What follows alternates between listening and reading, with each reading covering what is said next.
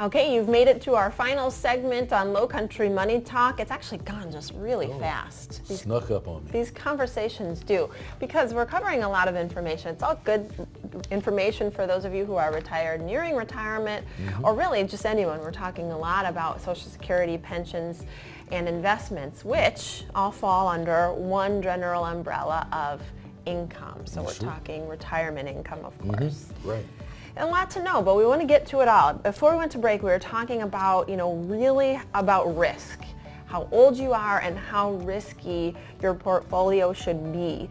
And the problem we're seeing right now is the answer really is different based on whether we're in a bull or a bear market. Right. So how do we handle risk in a bear market? Okay, so we spoke about the bull. So in the bull, we were taking off earnings for income. But now we're switching over to a bear. So when we say that, we mean that the market's in decline. So we don't really want to sell our appreciable assets to take income, because then when the market recovers, we won't have as much in it, so we won't benefit from the recovery.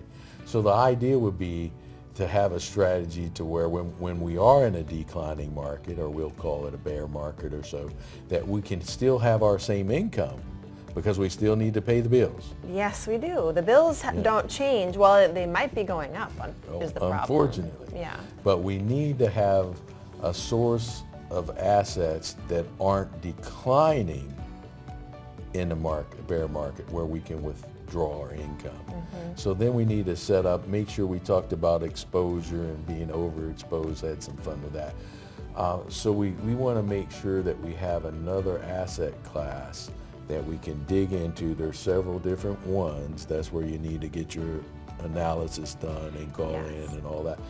But to draw that 2,000, so we need to change that. Right. If we don't, then we're not going to enjoy that next bull market, because we're not going to have the exposure that we need. So if I'm understanding, just sort of saying it plainly in layman's terms for me, and maybe some of our viewers to be helpful, in a bull market, some of that income, of course, is coming from the investment side of things, and that's okay because They're gaining. Yes, right. So you can sell high. You don't want to Buy sell low, sell high. low.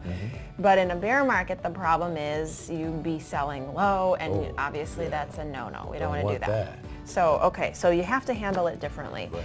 And this is where we were talking about, really needing somebody to walk you through what is your situation, how risky are your assets, and are you overexposed? Yeah. So you Sunburn. can help us with this. And you call the office. Rachel will answer the phone and help you set up a risk assessment so that you can really find out if your particular income is going to sustain regardless of the market.